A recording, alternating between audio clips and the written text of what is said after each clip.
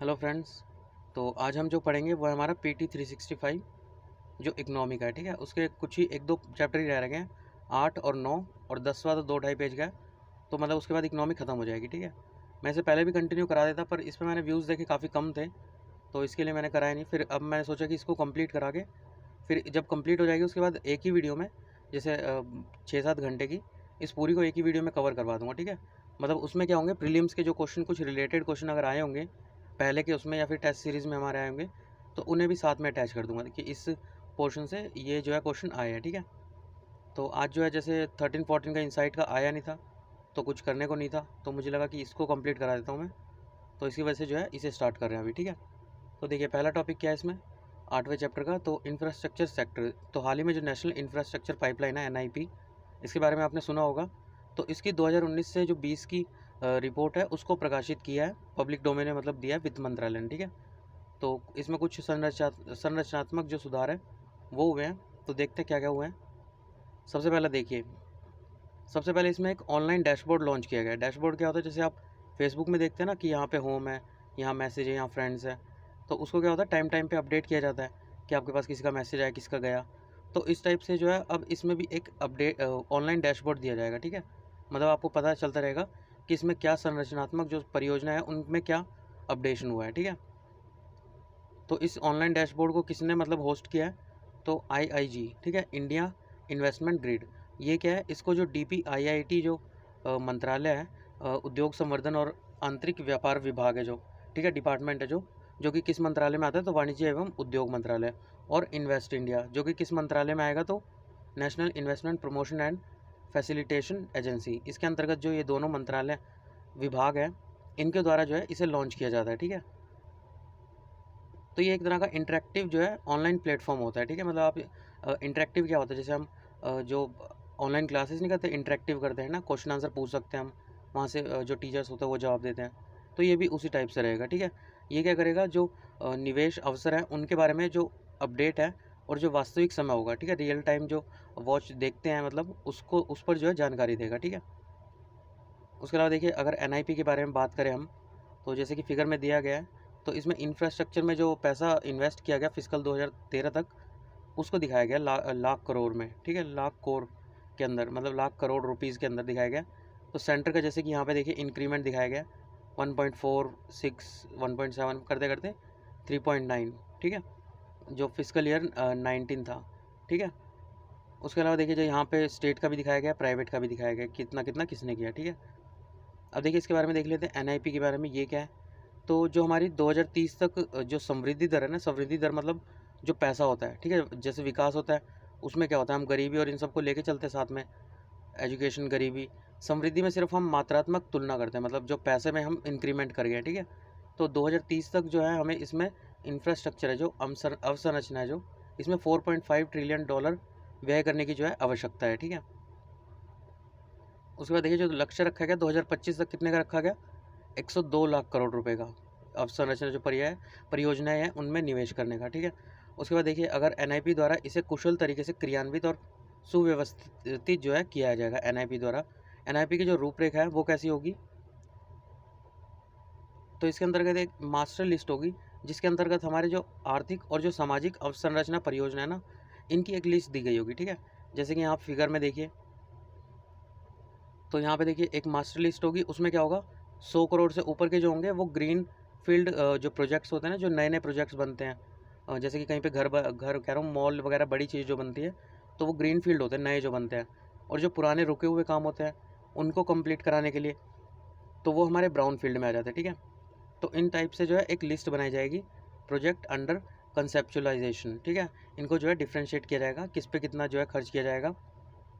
तो इसके अंतर्गत देखिए जैसे फिगर में दे रखा है कि अर्बन पे मतलब सबसे ज़्यादा जो अर्बन और जो यहाँ पे पावर सेक्टर है, ठीक है, इनके अंदर जो है व्यय किया जाएगा इंफ्रास्ट्रक्चर में। ठीक है, उसके बाद देखिए नेक्स्ट पेज पे क्या है, तो जो NPMPF है, national programme and project management policy framework, ये सुर्खियों में क्यों था, तो इसे जो है किसके द्वारा शुभारंभ किया गया इसका, नीति आयोग और जो QCI है, क्वालिटी काउंसिल ऑफ इंडिया, इनके द्वारा इसका शुभारंभ किया गया। ठीक है, यह भारत में जो अवसंरचना परियोजना है उनको निष्पादित करने के तरीके में महत्वपूर्ण सुधार करने की परिकल्पना करती है। ठीक है, अब देखिए जो NPM-PF है, ये क्या करेगी, जो हमारा एनवायरनमेंट है ना उसको मतलब कुछ इफेक्ट नहीं पहुंचाएगी। उसके अलावा ये उच्च गुणवत्ता युक्त जो अवसंरचना होगी, सुदृढ़ प्रशासन की व्यवस्था होगी, तथा इससे जो है लागत में कहीं ना कहीं कमी आएगी, ठीक है। उसके अलावा जो अपशिष्ट पदार्थ होते हैं ना उनको भी ये जो है कम करेगी, ठीक है। जो वेस्ट बच जाता है उसको मैनेज करेगी, ठीक है। देखिए NPM-PF जो है एक सुसंगत, ये क्या करती है, एक तरह का कड़ी होती है, ठीक है। किन के बीच में कड़ी होती है, तो पोर्टफोलियो मतलब जो इन्वेस्टमेंट करवाने के लिए अट्रैक्ट करवाते हैं, जैसे मतलब अपने एडवर्टाइजमेंट करते हैं ताकि इन्वेस्टमेंट बढ़े, उनके, और दूसरा किसके बीच में, जो हमारे उसको जो घटक रणनीतिक विषय होंगे, जो कंपोनेंट स्ट्रेटेजिक डिसिप्लिन्स होते हैं, ठीक है।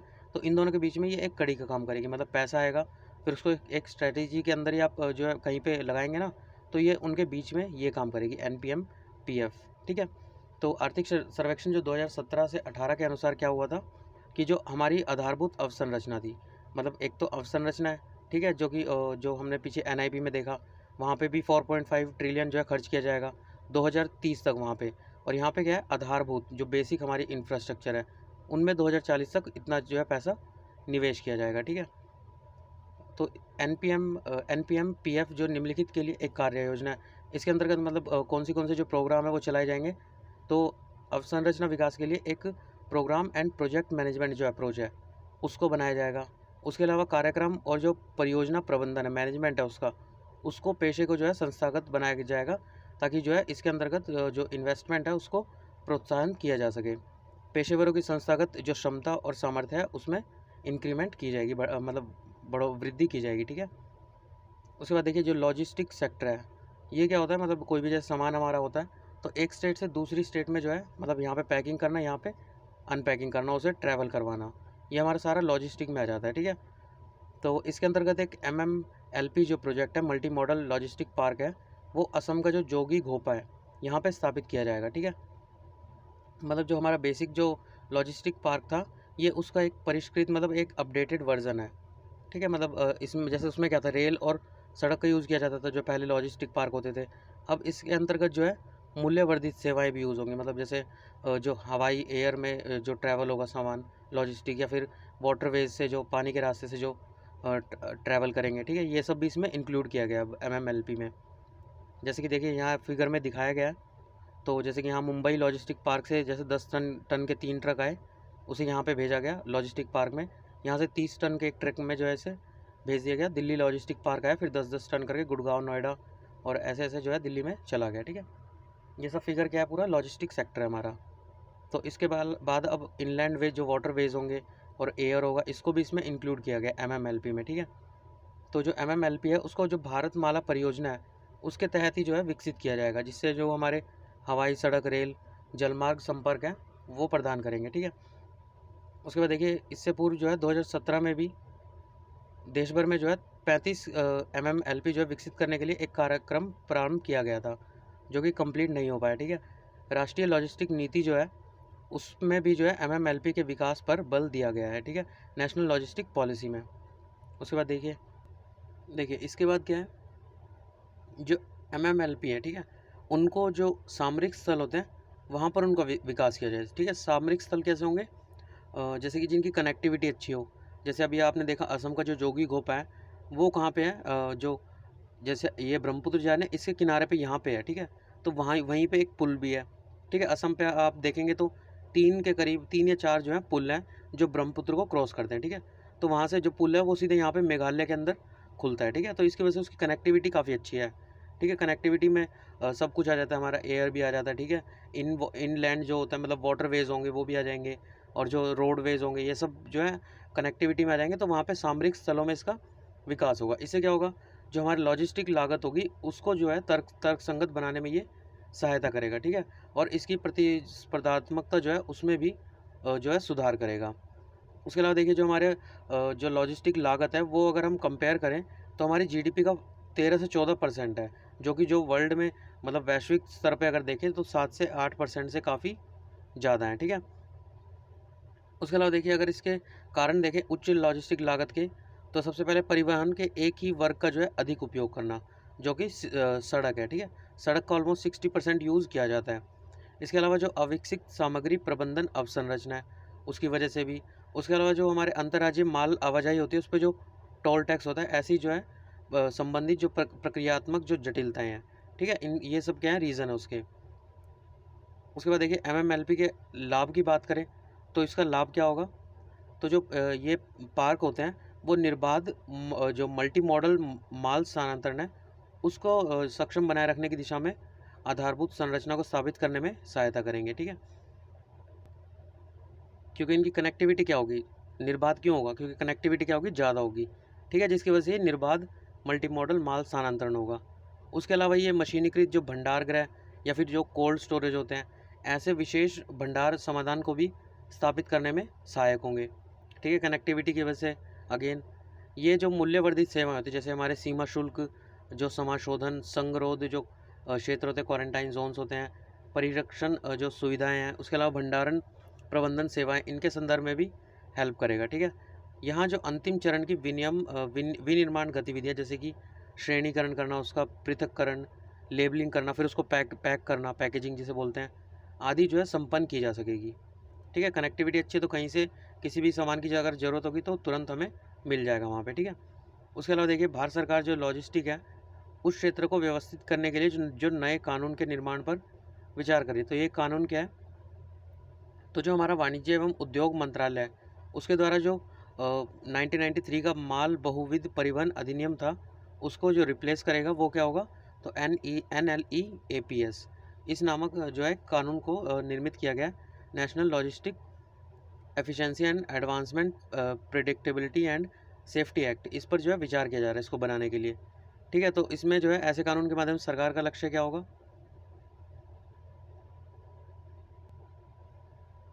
तो इसके अंतर्गत जो डिफरेंट प्लेयर्स होंगे, विभिन्न जो प्रतिभागी होंगे, उनको परिभाषित किया जाएगा।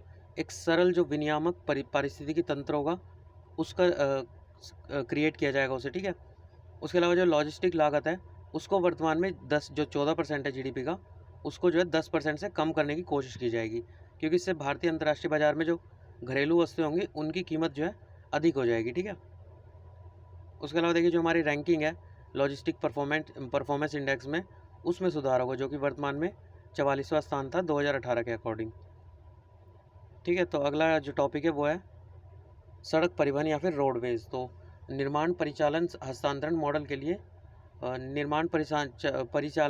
ये हस्तांतरण क्या है, तो बिल्ड ऑपरेट ट्रांसफ़र, ठीक है, मतलब बनाना उसे किसी भी ब्रिज को, मतलब टोल वगैरह होते हैं ना उनको बनाना, फिर उन्हें ऑपरेट करना, मतलब उस पर जो ड्यूरेशन होती है उस पर पैसा वगैरह आता है उससे जो, फिर उसे ट्रांसफ़र कर देना, ठीक है, सरकार को ट्रांसफ़र करना है, जो भी करना है अभी देखेंगे हम आगे। तो इस मॉडल के लिए मॉडल रियायत समझौता, मतलब कुछ रियायत दी जाती है, तो उस समझौता के ऊपर एक अंतर जो मंत्रालय समूह है उसने जो ये था मॉडल कंसेशन एग्रीमेंट था, MCA था, उसमें कुछ परिवर्तन को जो है स्वीकृति दी है, ठीक है। तो ये स्वीकृति किस में दी है, तो देखिए जो BOT है जो, ठीक है, दो तरह के मॉडल हैं, एक तो EPC है, एक BOT है, ठीक है। अभी आगे हम देखेंगे। तो BOT क्या होता है, पूरी तरह जो प्राइवेट मेंबर्स होते हैं, प्राइवेट प्लेयर्स होते हैं, उनके द्वारा इसे ऑपरेट किया जाता है, ठीक है। EPC पूरी तरह से गवर्नमेंट द्वारा। तो अब इनकी जगह एक नया मॉडल लाया जा रहा है, ठीक है, आगे चल के देखते हैं अभी। तो जो BOT है मॉडल के आधार पर जो निजी निवेशक हैं उनके वित्त से निर्मित जो राजमार्ग होते हैं उनके लिए जो MCA मॉडल कंसेशन एग्रीमेंट है उसका यूज़ किया जाएगा, ठीक है। अब आगे देखते क्या दिया गया है। तो इसकी पृष्ठभूमि क्या है, तो 2011 से जो 12 में जो नहाई है इसके बारे में हम नेक्स्ट आर्टिकल में दिया गया है, कब बना क्या करता है, तो वहीं पढ़ लेंगे। तो इसकी लगभग 96% जो परियोजनाएँ थी वो जो है उन्होंने BOT जो टोल मॉडल है, मतलब जो प्राइवेट प्लेयर्स आते हैं, जो प्राइवेट कंपनियाँ से पैसा इस पर लगाती हैं, उसे बनाती हैं, उसको उचित माना गया था, ठीक है। जिसमें जो विगत पिछले 2 साल है उसमें मतलब शून्य हो गया, मतलब वो जो है बनाने वाले जो प्राइवेट कंपनियाँ हैं वो शून्य पर पहुँच गई, मतलब कोई भी जो वो टोल वगैरह बनाती हैं वो नहीं बना रहे, ठीक है, ब्रिजेज़। इनका कारण क्या है, BOT परियोजना के वर्तमान जो MCA हैं उससे जुड़े विभिन्न ये मुद्दे या विवाद हैं, ठीक है। ये मुद्दे या विवाद देखते हैं, पहले हल्का सा हम यहाँ पे देख लेते हैं। देखिए BOT और EPC ये मॉडल थे, इन दोनों को मिला के क्या बनाया गया, हाइब्रिड एन्युटी मॉडल। तो BOT क्या है, बिल्ड ऑपरेट और ट्रांसफ़र, बनाया फिर ऑपरेट किया 5 सालों के लिए, 10 सालों के लिए, जितने सालों के लिए भी, फिर उसे ट्रांसफ़र कर दिया गवर्नमेंट को, ठीक है। तो develop build the road investment recovery through toll collected, no government payment, कोई गवर्नमेंट पेमेंट नहीं होती, ईपीसी क्या है, इंजीनियरिंग प्रोक्योरमेंट एंड कंस्ट्रक्शन। तो इसमें क्या है, कॉस्ट इज कम्प्लीटली बॉर्न किसके द्वारा जनित की जाती है, by the government payment, government payment से इसकी कॉस्ट जनित की जाती है। Role of private sector is limited to engineering expertise, ठीक है, सिर्फ इंजीनियरिंग एक्सपर्टाइज जो है उसमें उनका रोल होता है। तो अब जो मॉडल है combination of both hybrid annuity model, तो इसके अंतर्गत गवर्नमेंट विल कंट्रीब्यूट 40%, जो इसमें जो पैसा देती है गवर्नमेंट वो सिर्फ 40% होता है, बाकी 60% कौन देता है, तो प्राइवेट कंपनियाँ। To project in the next first 5 year, पहले 5 साल में जो है 40% देती है। मान लीजिए जैसे 100 करोड़ का अगर प्रोजेक्ट है तो 8% के करीब पहले साल, इस टाइप से मतलब हर साल 8% दे देगी, ठीक है। The remaining payment will be based on performance, तो उसकी परफॉर्मेंस क्या है उस पर बेस करती है बची हुई जो पेमेंट होती है। अब देखिए इसने नहाई जो इसकी प्रॉब्लम है कि बीओटी के जो वर्तमान एमसीए से जुड़े कुछ मुद्दे हैं, उन मुद्दों के बारे में देख लेते हैं, ठीक है। तो इसने क्या किया, जो नहाई है उसको जो ये था ईपीसी मॉडल था, जो ईपीसी मॉडल और जो एचएएम है उसको अपनाने हेतु प्रेरित किया है। तो ये बॉक्स में देख ही लिया हमने। ईपीसी और एचएएम पर जो है आत्मनिर्भरता नहाई की आय को विपरीत रूप से प्रभावित कर रही है, क्योंकि इसके अंतर्गत जो हैम है आपने देख ही लिया, मतलब 40% गवर्नमेंट पे कर रही है, उसमें भी वो उसकी परफॉर्मेंस पे करती है कि 5 सालों में उसकी परफॉर्मेंस कितनी रही है, ठीक है। जिससे जो निजी निवेशक हैं उसको आकर्षित करने के लिए बीओटी मॉडल में नए परिवर्तनों को प्रस्तावित किया गया, ठीक है। चूँकि जो सरकार है, जो कि आपको पता ही है कि जो चालू वित्त वर्ष है उसके दौरान जो लिक्विडिटी इशू है उसके सामना कर रही है, इसलिए नहाय आधी से अधिक परियोजनाओं के निर्माण के लिए प्राइवेट जो सेक्टर है उस पर निर्भर रहेगी, ठीक है। उसके बाद देखिए क्या है, तो संशोधित एमसीए की प्रमुख विशेषताएं और अपेक्षित अगर लाभ की बात करें तो पहला देखिए क्या है, संशोधित राजस्व आकलन। तो इसके अंतर्गत जो संशोधित राजस्व आकलन है, इसके अंतर्गत जो रियायत अवधि है, सरकार उसमें क्या करेगी, जो परियोजना का जो पुनः आकलन किया जाता है ना वो हर 5 साल में करेगी। पहले 10 साल में किया जाता था, अब 5 साल में इसका जो है आकलन किया जाएगा कि इसके बाद मतलब जो काम ये कर रही है उसमें जो लिक्विडिटी इशू है वो तो कहीं नहीं है, तो उसमें क्या करेगी ये, आवश्यकता होने पर अनुबंध से पहले ही जो है छूट को बढ़ाया दिया जाएगा, मतलब इसमें जो नगद प्रवाह है उसमें बढ़ोतरी की जा सकेगी, ठीक है, इससे। उसके अलावा भूमि अधिग्रहण, तो भूमि अधिग्रहण में जो कार्य आदेश होता है वो इसमें तभी दिया जाता है जब 90% जो भूमि अधिग्रहण है उसका कार्य कर लिया जाता है, मतलब जो प्रोजेक्ट है उसको बनाने के लिए भूमि हमें चाहिए होती है ना, ठीक है। तो इसके जो है 90% अगर आपने भूमि प्राप्त कर लिया तभी कार्य शुरू होता है ना। इससे जो है अगर इसमें देरी हो जाती है तो प्रोजेक्ट की जो लागत भी बढ़ जाती है ना, अलग अलग इसमें जैसे इंजीनियर वगैरह और भी जो जॉब करने वाले होते हैं उनको हम अलॉट कर लेते हैं, है ना, और बाद में अगर भूमि की में मिलने में अगर देरी हो जाएगी तो लागत उसकी क्या हो जाती है, बढ़ जाते हैं, सामान वगैरह जो होता है कंस्ट्रक्शन का वो गिरवा लेते हैं। उसके अलावा इसके अंदर जो डिस्प्यूट रेजोल्यूशन बोर्ड है, विवाद समाधान बोर्ड है, इसकी स्थापना की जाएगी जो 90 दिन के अंदर जो है विवाद का समाधान प्रदान करेगा, ठीक है। और इसके अलावा अतः यह एक स्वागत योग्य कदम है, क्योंकि जो मध्यस्थता होता है, बीच बचाव जो करते हैं, प्रक्रिया वर्षों तक लंबित रहती है। जो मध्यस्थता बीच बचाव करने वाले हैं वो काफ़ी सालों तक ये जो शिकायत निवारण तंत्र है जो पहले इसके द्वारा किए जाते थे, मध्यस्थता के द्वारा, वो लंबित रहते थे, ठीक है, जिससे विकासकर्ताओं का धन अवरुद्ध हो जाता था। उसके बाद देखिए TOT model, toll operate transfer model. तो इसके अंतर्गत क्या किया जाता है, जो टॉल ऑपरेट ट्रांसफ़र है, तो जो मुद्रीकरण होता है ना, जो परिचालन राष्ट्रीय राजमार्ग परियोजनाएं होती हैं, मतलब राजमार्ग परियोजना जैसे अभी हमने पढ़ी थी भारतीय जो सबरीमाला थी, ठीक है, सॉरी भारतमाला जो परियोजना थी, ठीक है, जो नाई के द्वारा मतलब जो कंडक्ट करी जा रही है, जितने भी जो पहाड़ी एरिया पे जो हमारे वो है ना हाईवेज़, वो बनाने के लिए ये भारतमाला परियोजना चलाई गई, ठीक है। तो इस टाइप से जो है जो राष्ट्रीय राजमार्ग परियोजना है उनमें जो पैसे की कमी है उसको पूरा करने के लिए ये एक मॉडल होता है, ठीक है, टोल ऑपरेट ट्रांसफ़र। इसमें क्या होता है, जो निवेशक होता है ना वो क्या करता है, जो दीर्घ मतलब टोल इकट्ठा करने के लंबे टाइम के लिए दीर्घकालिक जो टोल संग्रह अधिकारों के लिए एक मुश्त जो है पैसा दे देता है, ठीक है। इससे मतलब उनके पास जो है पैसा आ जाता है, तो इसके आधार पर जो सुदृढ़ टोल टैक्स संग्रह प्रणाली इसे समर्थन प्राप्त होता है, ठीक है। उसके अलावा देखिए जो टीओटी होता है उसके अंतर्गत क्या होता है, जो उच्चतम बॉलीदाता हो, जब मतलब ये जब इनकी नीलामी होती है, टोल टैक्स की नीलामी होती है, तो जो उच्चतम बॉलीदाता होता है उसे 30 सालों के लिए उसका अधिकार प्राप्त हो जाता है। टोल टैक्स जो होता है, ठीक है, उसका रख रखाव करना, संचालन करना, ये सब उसी के अंतर्गत होता है, ठीक है। और इस अवधि के दौरान उसे जो परिसंपत्तियों से टोल राजस्व है उसको प्राप्त करने का अधिकार मिल जाता है।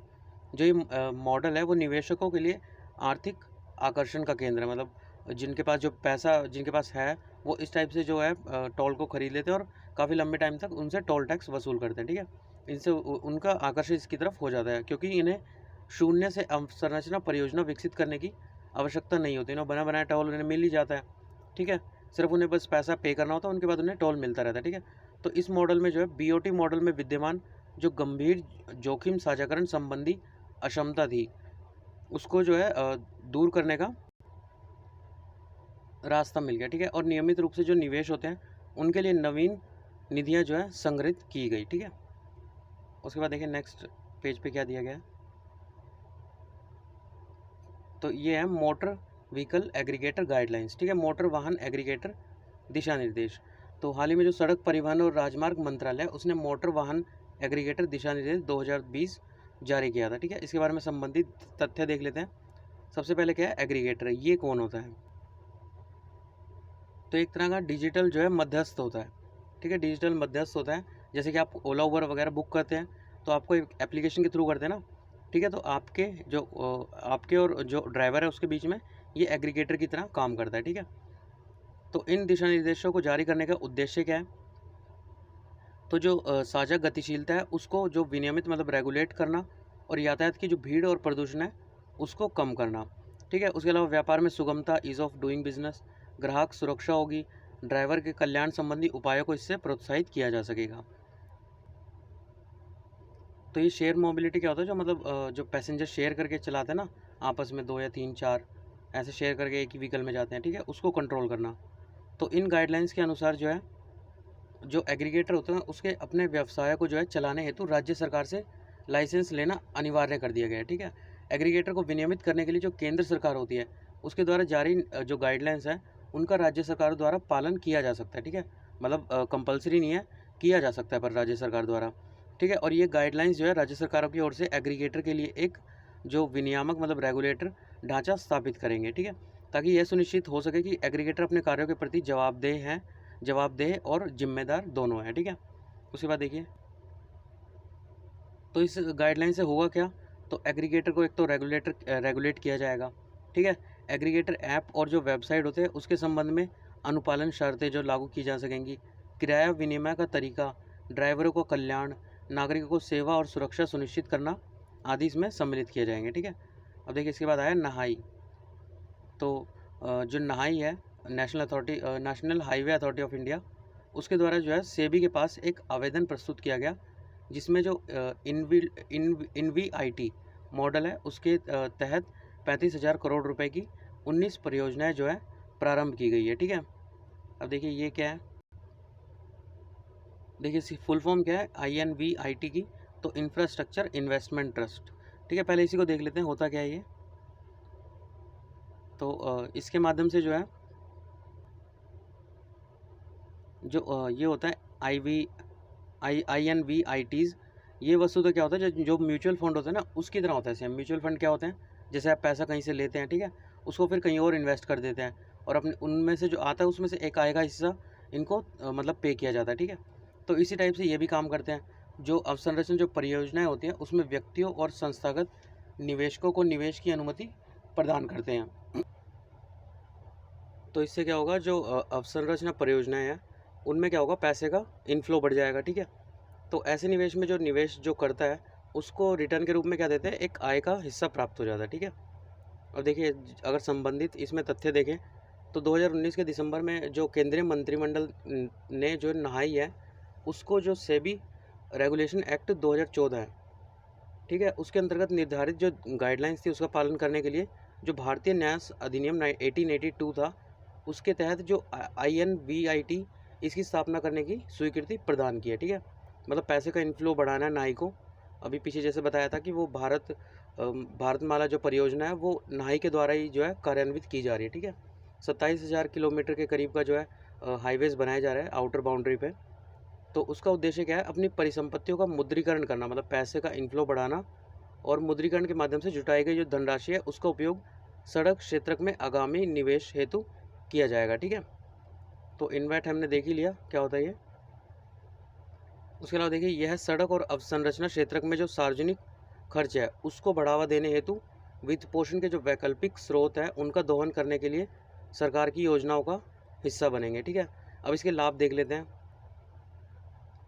तो इसको एक एग्जाम्पल के थ्रू, जैसे कि मान लीजिए आपके पास कोई संपत्ति है, ठीक है, गुरुग्राम में, ठीक है, और आपको बिजनेस करने जाना है, मान लीजिए इलाहाबाद जाना है, ठीक है, तो आप उस जो संपत्ति है उसको क्या करेंगे, बैंक को दे देंगे लोन पे। ठीक है, तो उससे आपको कुछ पैसा मिल जाएगा। ठीक है, तो और आपका भी काम चल जाएगा, और यहाँ पे जो सरकार है वो भी उस भूमि का किस चीज़ में यूज़ कर लेगी। ठीक है, तो इससे इसमें INVIT में इसमें यही करते हैं। तो इससे क्या होता है, जो ये पीढ़ी है ना, जो संचालन और रख रखाव, इसकी एक नई पीढ़ी बनती जा रही। ठीक है, और इससे जो है अधिक लचीलापन दिया गया है तथा दीर्घकालिक निवेशकों को आकर्षित करने की इससे संभावना बढ़ जाएगी। ठीक है, उसके बाद देखिए, जो INVIT है वो भारतीय राष्ट्रीय राजमार्ग प्राधिकरण का पहला परिसंपत्ति मुद्रीकरण मॉडल होगा। इससे पूर्व जो नाई है उसने अपनी जो परियोजनाओं के लिए जो TOT मॉडल है उसको अपनाया था। ठीक है, पीछे हमने जो पढ़ा TOT मॉडल, उससे पहले उसको अपनाया था। ठीक है, उसके बाद देखिए नेक्स्ट पेज पे क्या दिया गया। तो INVIT इसके विपरीत जो TOT मॉडल था उसमें क्या था, जो मतलब निजी क्षेत्र के वो थे वही उसके ठेकेदार होते थे। ठीक है, वो रख रखाव और संचालन के। अब देखिए नहाई के बारे में थोड़ा सा देख लेते हैं। तो जो ये अधिनियम है संसद द्वारा निर्मित किया गया 1988 में, इसके तहत 1988 में नहाई का गठन किया गया। ठीक है, यह सड़क परिवहन और राजमार्ग जो मंत्रालय है उसके प्रशासनिक निकाय के तहत कार्य करता है। ठीक है, कौन सा मंत्रालय, सड़क परिवहन और राजमार्ग मंत्रालय। हालांकि इस प्राधिकरण ने वर्ष 1995 में अपना परिसंचालन आरंभ कर दिया गया था। ठीक है, एक्ट कौन सा था, 1988 का, और परिचालन कब किया, 1995 में। ठीक है, भारत सरकार द्वारा सौंपे गए जो राष्ट्रीय राजमार्ग है उसके विकास, रख रखाव और उसका मैनेजमेंट मतलब प्रबंधन, उसके लिए नाई को एक केंद्रीय प्राधिकरण के रूप में गठित किया गया। ठीक है, उसके बाद देखिए, अगर इसकी संरचना देखें तो इसमें एक अध्यक्ष होता है पूर्णकालिक, 6 अनधिक पूर्णकालिक सदस्य होते हैं, 6 अनधिक अंशकालिक। ठीक है, पूर्णकालिक 6 और 6 अंशकालिक।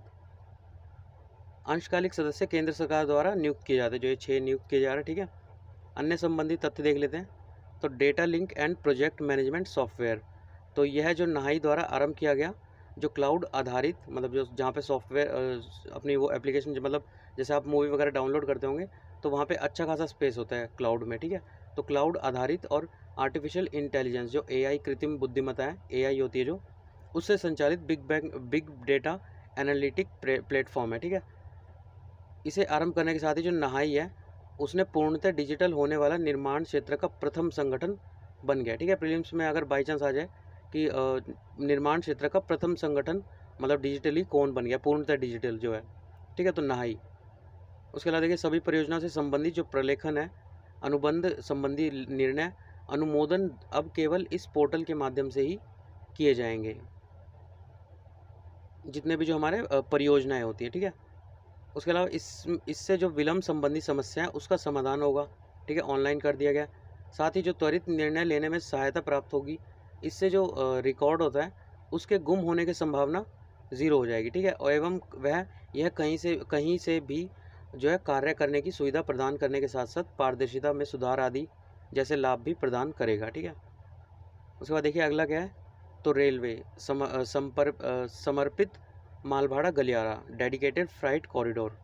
ठीक है, तो ये सुर्खियों में क्यों है, तो हाल ही में जो मोदी जी हैं उन्होंने मतलब जो न्यू भावलपुर से लेकर न्यू खुर्जा खंड है और जो पूर्वी समर्पित मालभाड़ा गलियारा है उसके परिचालन नियंत्रण केंद्र का जो है उद्घाटन किया। ठीक है, ये देखिए यहाँ पे न्यू खुर्जा है, यहाँ फिगर में आप देखेंगे, और यहाँ पे क्या है, न्यू भावलपुर।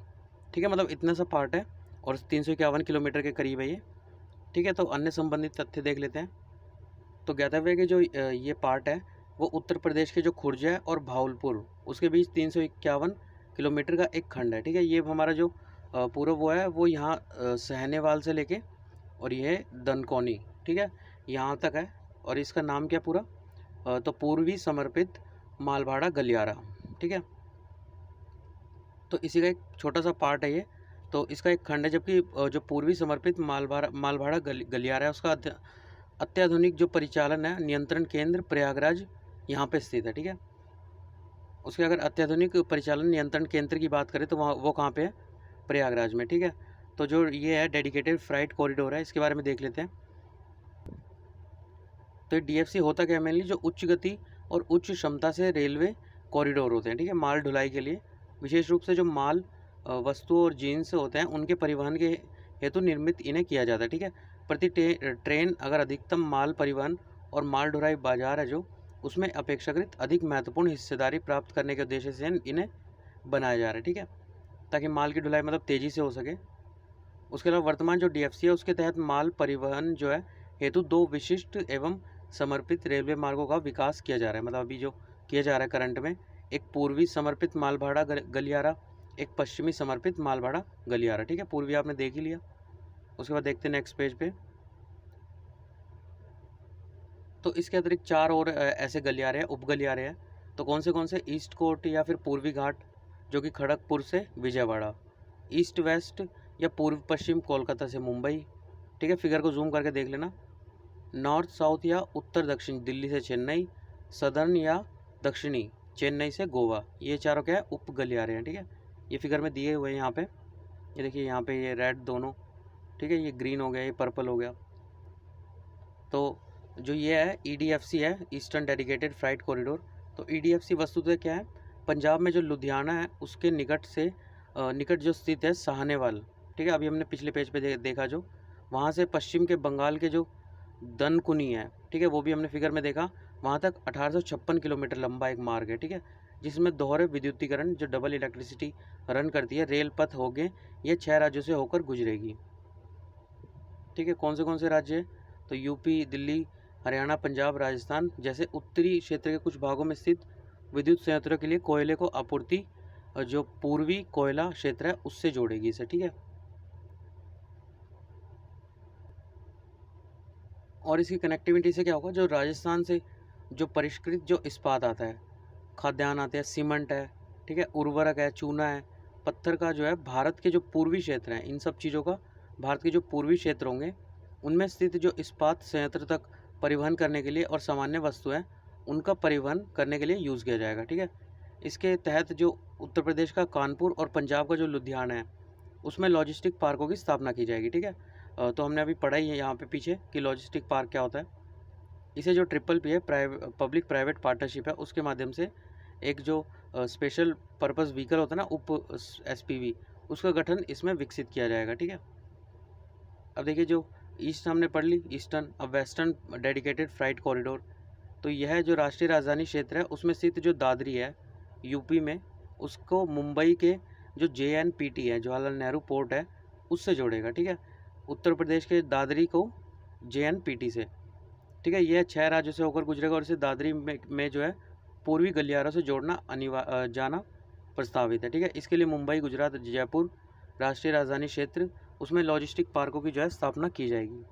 अब देखिए जो इनकी स्थापना की जा रही है तो वो किसके द्वारा की जा रही है, तो DFCCIL, ठीक है, dedicated freight corridor corporation of India limited. तो इसके बारे में देख लेते हैं। ये जो है कंपनी अधिनियम 1956 के तहत एक कंपनी है। इसे जो है समर्पित जो मालभाड़ा गलियारा है उसके लिए जो योजना बनाने, मतलब उसकी जो है योजना बनाती है, उनका विकास करती है, फिर उनके वित्तीय जो संसाधन है उनको जुटाती है। DFC का रखरखाव एवं संचालन करने हेतु निगमित किया गया है। ठीक है, जो डेडिकेटेड फ्रेट कॉरिडोर है उनके लिए रखरखाव एवं संचालन के लिए इसे निगमित किया गया है। इस प्रकार जो DFCCIL है वो वस्तुतः जो क्या करती है, समर्पित मालभाड़ा गलियारे को वास्तविकता में परिणत करने के लिए एक समर्पित एजेंसी है। ठीक है, इसके निम्नलिखित मिशन होते हैं। तो कौन से होते हैं, तो जो उपयुक्त प्रौद्योगिकी है उसकी सहायता से समर्पित जो मालभाड़ा गलियारा है उसका निर्माण करना। ठीक है, हमारे पास मतलब जो भी टेक्नोलॉजी है उससे एक गलियारे का निर्माण करना, ताकि भारत रेलवे के लिए जो माल परिवहन है उसमें अपनी भागीदारी को पुनः प्राप्त करना इसे संभव हो सके। DFC के साथ साथ जो विभिन्न प्रकार की जो गतिविधियाँ हैं उसको समाविष्ट करने वाले जो लॉजिस्टिक पार्क हैं उनको बनाना। ठीक है, पारिस्थितिकी संधारणीयता की दिशा में की जाने वाली सरकार की पहलों का समर्पण करना। ठीक है, अब देखिए इसके बाद नेक्स्ट क्या है, तो और भी जो हमारे ये हैं कॉरिडोर है उनकी लेंथ वगैरह दी गई है। तो भारतीय रेलवे जो ओडिशा और जो आंध्र प्रदेश है उसके प्रमुख पत्तनों के माध्यम से देश के जो पूर्वी और पश्चिमी हिस्से हैं उसमें स्थित औद्योगिक क्षेत्र को दक्षिण भारत से जोड़ने के लिए 4000 किलोमीटर लंबे डीएफसी के निर्माण की परियोजना बना रही है। ठीक है, तो इसके अंतर्गत क्या होगा, जो पूर्वी तट गलियारे होंगे, ठीक है, तो वो 1115 किलोमीटर जो कि लंबे है खड़गपुर से विजयवाड़ा, जो पश्चिम बंगाल में खड़गपुर है वहाँ से विजयवाड़ा, मतलब पूर्वी से पश्चिमी तट को जोड़ने के लिए परियोजना है पूर्वी पश्चिमी गलियारा, जो कि 1673 उससे भी बड़ा है। इसमें जो भूसावल नागपुर खड़गपुर दनकुनी है जो कि कोलकाता के पास हैंगे मार्ग में, और राजखरवासन काली पहाड़ी आंदेल जो कि पश्चिम बंगाल है, ये मार्ग शामिल होंगे। उसके अलावा उत्तर दक्षिण उप गलियारा 975 किलोमीटर, तो विजयवाड़ा नागपुर इटारसी जो कि मध्य प्रदेश मार्ग में है। ठीक है, ये मतलब अलग अलग कॉरिडोर्स हैं जो दिए गए हैं जो जोड़े जाएंगे। तो डीएफसी परियोजना को विकसित करने के लिए उत्तरदायी जो dedicated freight corridor corporation DFCCIL है, उसने हाल ही में घोषणा की कि भारतीय रेलवे वर्ष 2021 तक कॉरिडोर के 40% पर अपनी जो मालगाड़ियाँ उनका परिचालन करेगा। ठीक है, चलिए बस अभी के लिए फ़िलहाल इतना ही, और उसके अलावा मैं इसे भी देखता हूँ तो थोड़ा सा ही रह गया, ज़्यादा रह नहीं गया, ये थोड़ा सा चैप्टर रह गया, और 9th उसके बाद रह गया, और 10th तो 1-2 पेजों का है, उसे भी करवा देंगे। ठीक है, तो अभी देखते हैं अगर वो आ जाता है क्या बोलते हैं इनसाइट का, तो उसे भी मैं अपलोड कर दूँगा। ठीक है, तो चलिए आप एक कोना पकड़िए, बैठिए और क्या करते रहिए, पढ़ते रहिए। ठीक है, तो अगर वीडियो पसंद आता है लाइक सब्सक्राइब कीजिए, and have a good day.